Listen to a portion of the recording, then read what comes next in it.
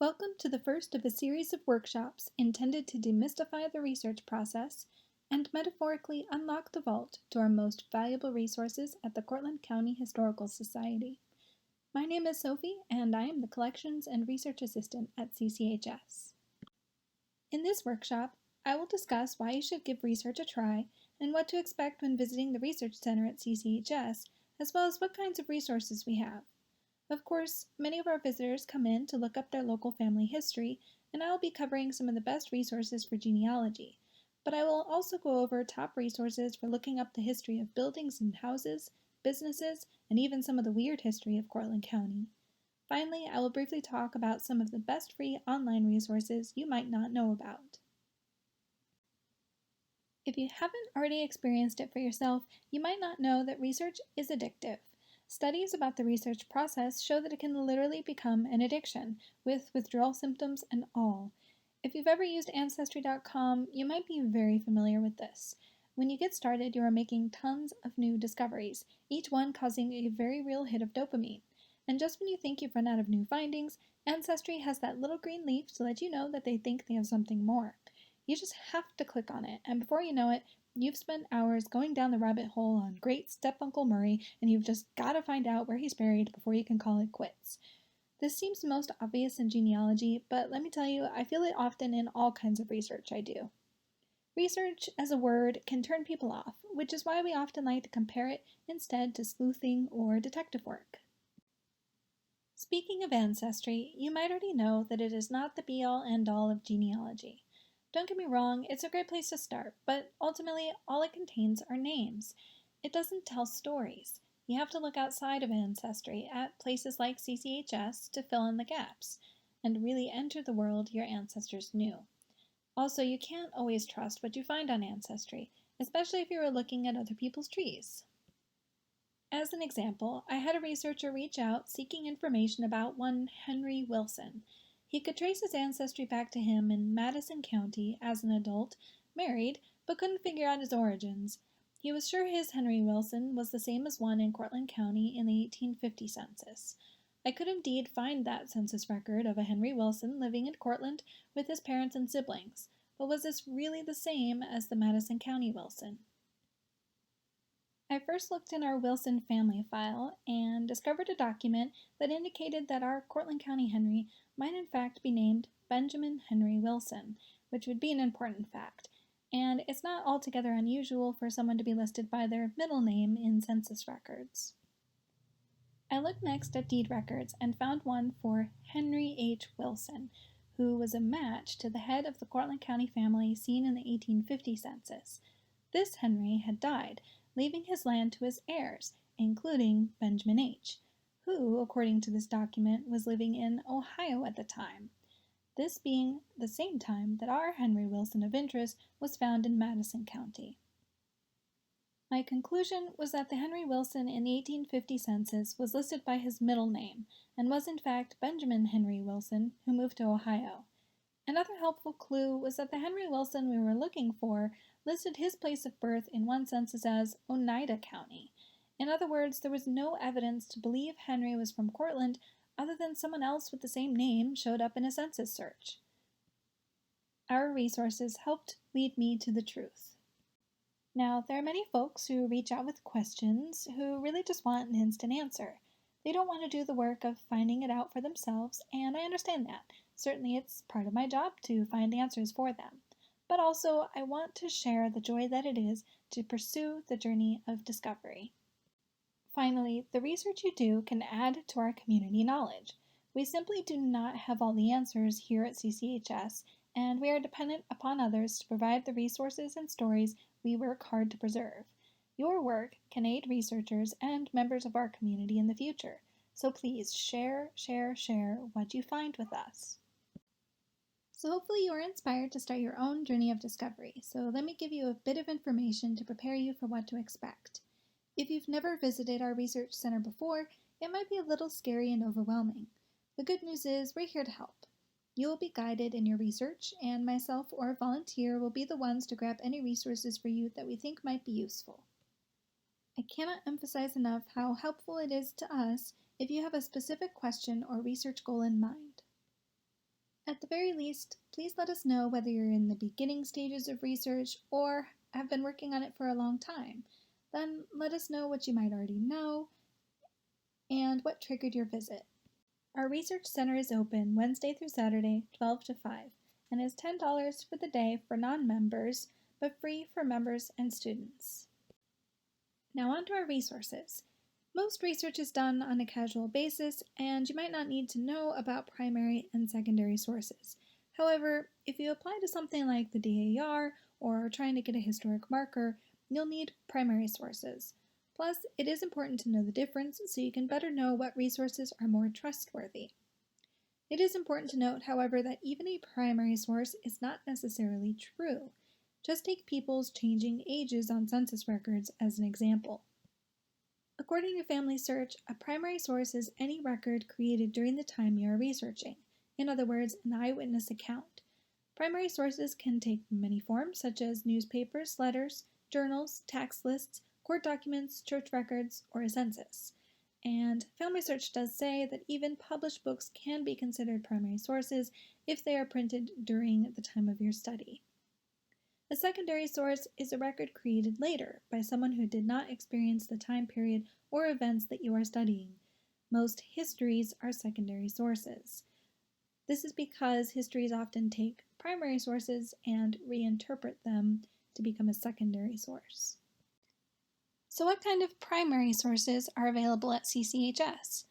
We have assessment or tax rolls, census records, although these are usually in the form of indexes in alphabetical order, which do make them easier to research. Church records, however, it should be mentioned that this doesn't necessarily mean that they include baptism or marriage records. Often they're just meeting minutes of when the congregation met. We also have city directories, justice of the peace records, which can be interesting if any of your ancestors were involved in petty crime of some kind. We do have letters and diaries, maps and atlases, obituaries, town clerk registers of deaths, births, and marriages specifically for the years between 1847 and 1849. I should point out at this point that it is actually very difficult to find vital records prior to 1880 in the state of New York. They were not required to keep these kinds of records, and for some reason, Cortland County decided to keep some very nice records for 3 short years in the 1840s, but otherwise, it can be very difficult to find vital records. And finally, we do also have town meeting minutes. So even though I just listed some of the kinds of records that we have available, it can still be difficult to know exactly what we have in terms of what towns are covered and what years. But there are a couple of different ways to try and find some of these resources. First of all, we do have indexes to our collections as well as transcriptions.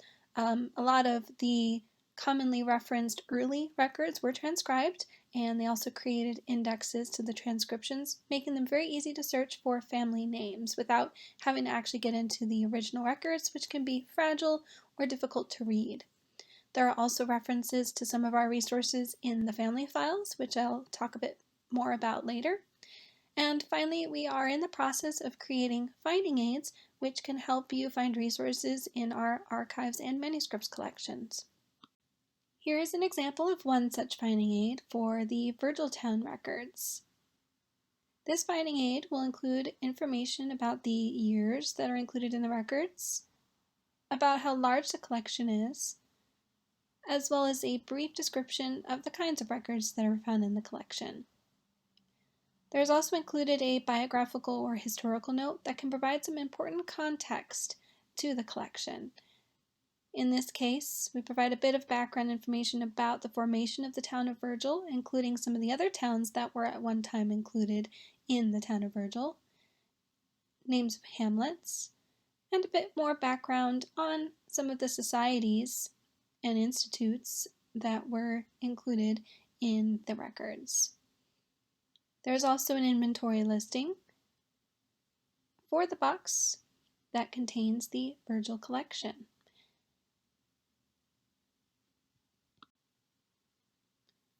Next, I'll describe some of the secondary sources that are available at CCHS.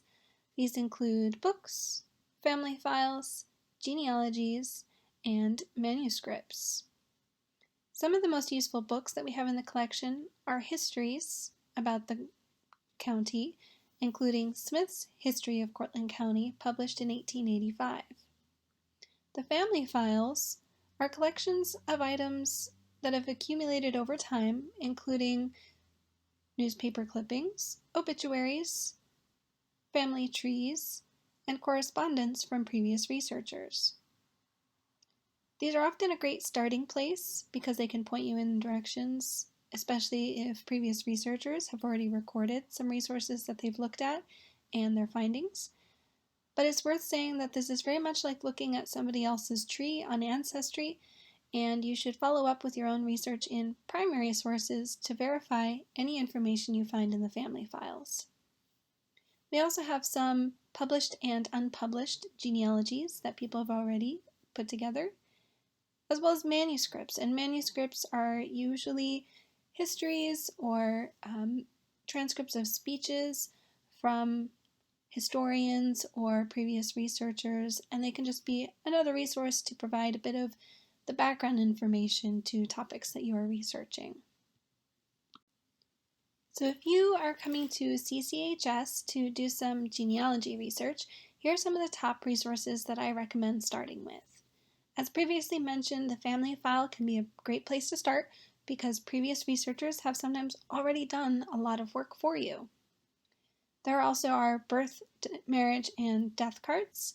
So these are usually going to be clipped from newspapers and can just be a great way to collect vital information. We have deeds and maps. The maps that are available for Cortland County include an 1855, 1863 map, and the 1876 atlas. The 1855 and 1863 maps are available online on the Library of Congress website. And these maps are fantastic because they actually will pinpoint and list who is living on a particular piece of property or in a home. And pairing these together with deeds, it can actually be very easy to find out exactly where your ancestors may have lived. We also have local histories, and like I mentioned, there's Smith's History of Cortland County from 1885, which is a great resource, as well as other books and newspaper clippings that have been compiled on particular towns or topics. There are city directories, and these are mainly for the city or village of Cortland, Homer, and McGraw. But these will list people, their occupation, their address, and often where they are working. There are genealogy books, like I mentioned before, as well as cemetery binders. Now, these cemetery binders are not exactly cemetery records per se, but they are readings from cemeteries. So back in the 30s and 40s, some members of the Historical Society went around to the various cemeteries that could be found in the county and recorded the stone readings that they could find. And what's special about these records is that after almost 100 years have passed, some of these stones are no longer legible.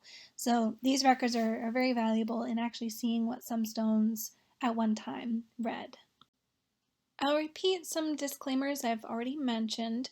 First of all, I didn't explicitly say, but CCHS does not really technically hold vital records except for those brief years of 1847 to 1849, as well as a few other random vital records that are donated. However, the Historical Society is not the official keeper of birth, death, and marriage records. Those will be found in the town records at which those events took place. So New York did not officially start keeping vital records until the 1880s. So unfortunately, you are very unlikely to be able to find a death record, a marriage record, a birth record for your ancestors prior to 1880.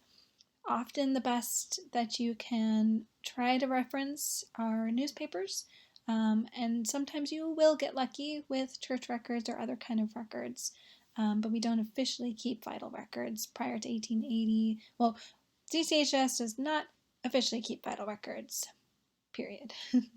Sometimes the answer simply cannot be found. As frustrating as it is, it's just the case that sometimes the record just never was made, or it just has disappeared, and it can be hard, and we try our best to try to find answers, but sometimes it's not always possible.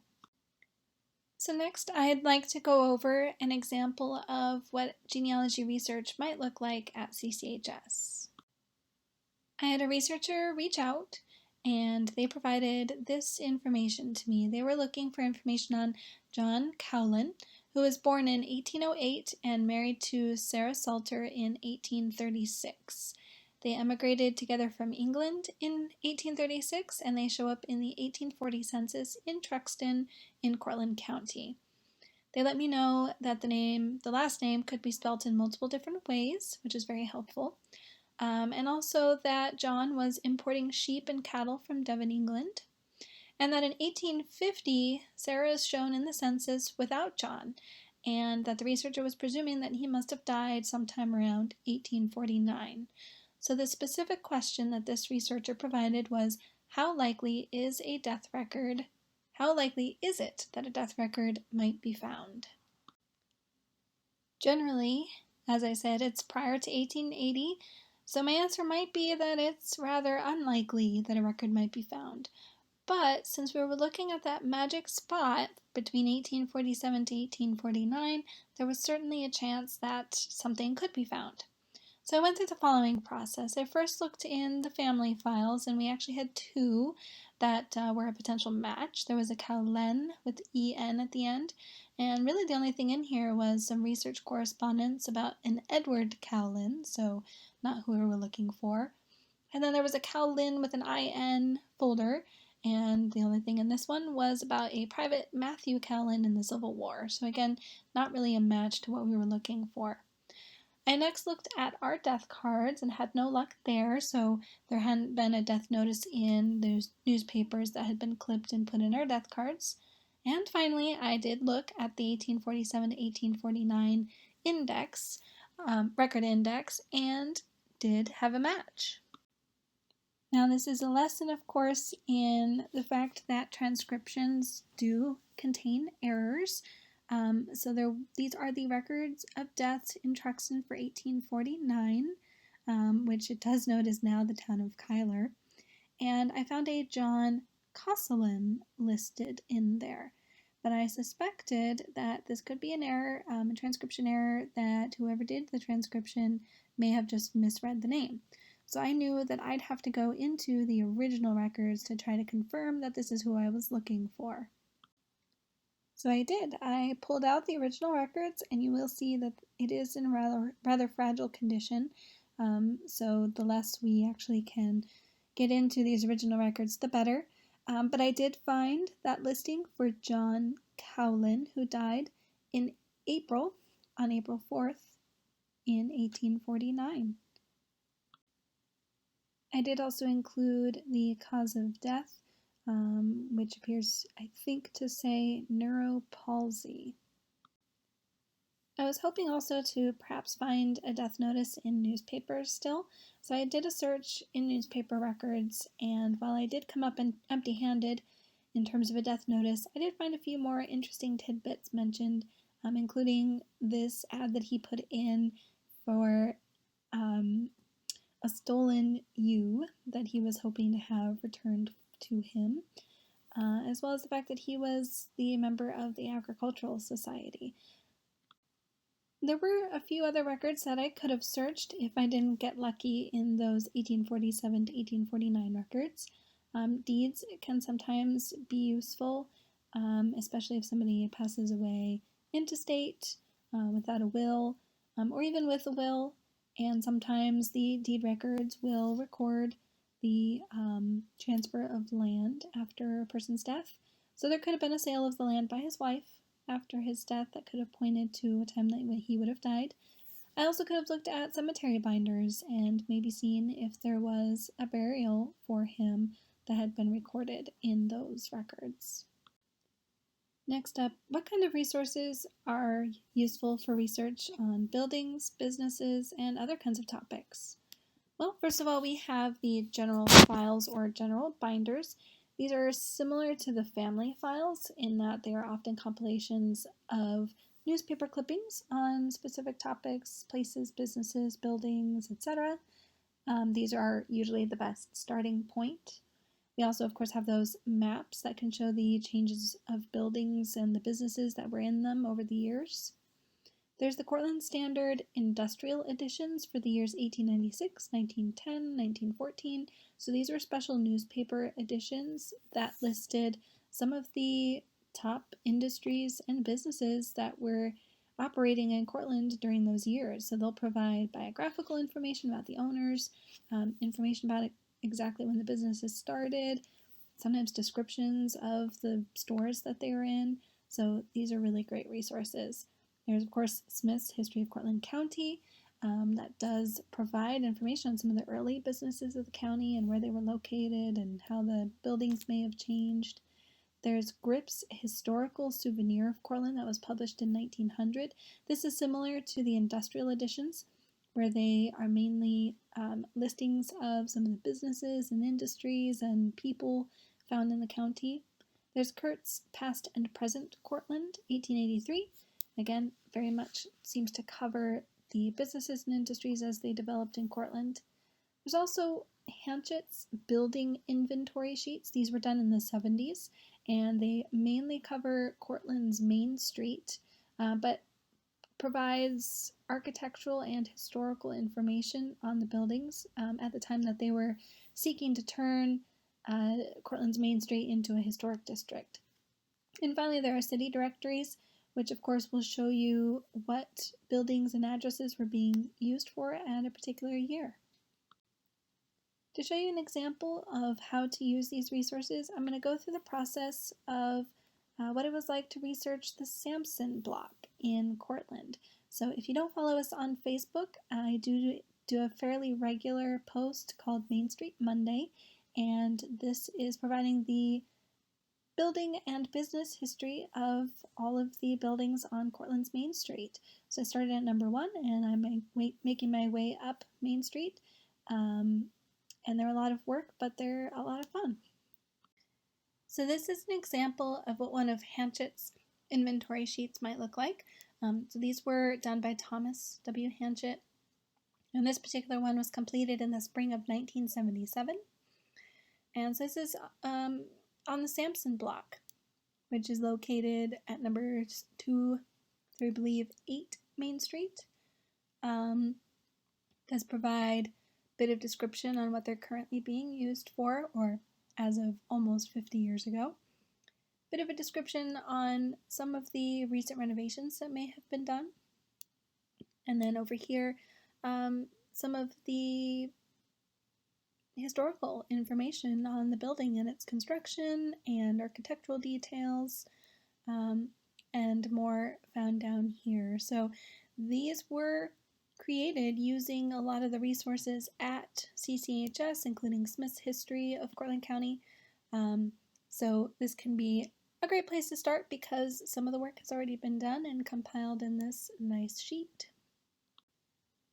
So speaking of Smith's history, Smith does provide some historical information on that address, and states that Asahel Lyman, who about the year 1816 erected the old brick building still standing on the corner of Main Street and Groton Avenue as of 1885, and owned by John S. Sampson. So we know that the first building that stood there at one time was built in 1816 and was brick, and was later owned by John S. Sampson. And it states that this is now the oldest brick building in the village. It goes on to provide a bit of description on some of the businesses that were conducted there. But this is very interesting that at the time of writing, the building would have been about 70 years old and was described as the oldest brick building. But that building that's described here is not the building that stands today. So at some point, the original building was taken down and the new Sampson block was built.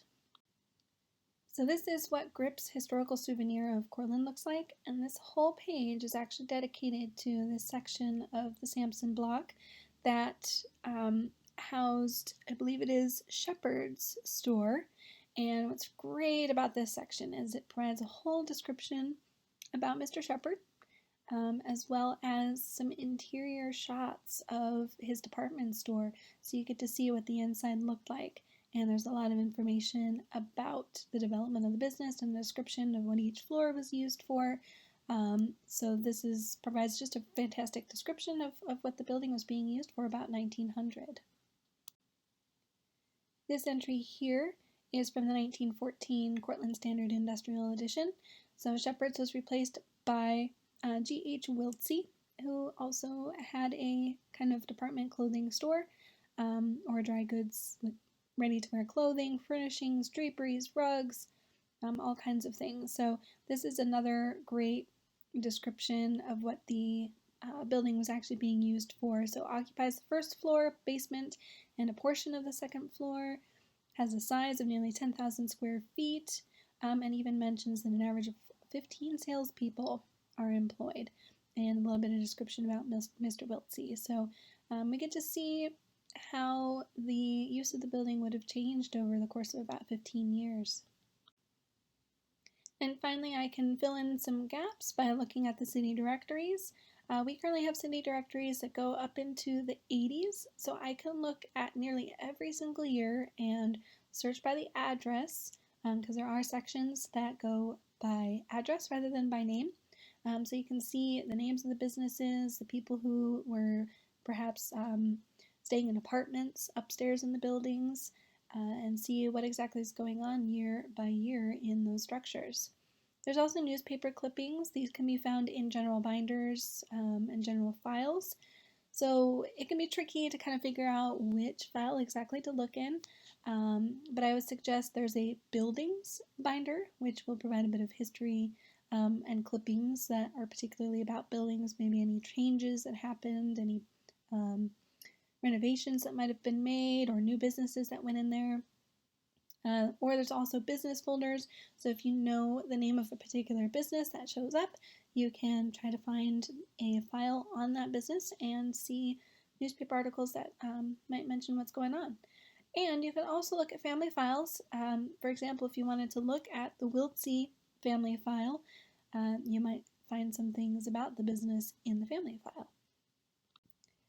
And now I'd like to mention, how do we stumble upon the weird, the spooky, the sensational, because we certainly have some of those kinds of fun stories in Cortland County history, including murders, ghosts, the Labrador Beast,